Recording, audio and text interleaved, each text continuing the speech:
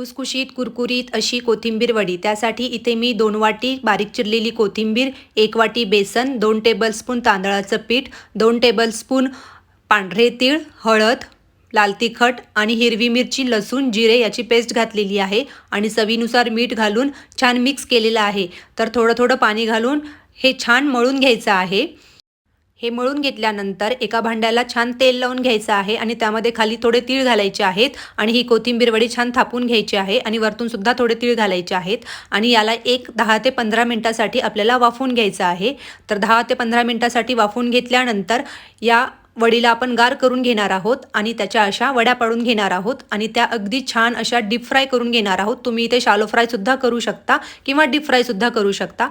तर झटपट तयार होणारी खुसखुशीत कुरकुरीत अजिबात तेलकट न होणारी कोथिंबीर वडी तयार आहे. तुम्ही सुद्धा ही रेसिपी नक्की ट्राय करा आणि तुम्हाला कशी वाटली कमेंट बॉक्समध्ये नक्की सांगा. थँक्यू.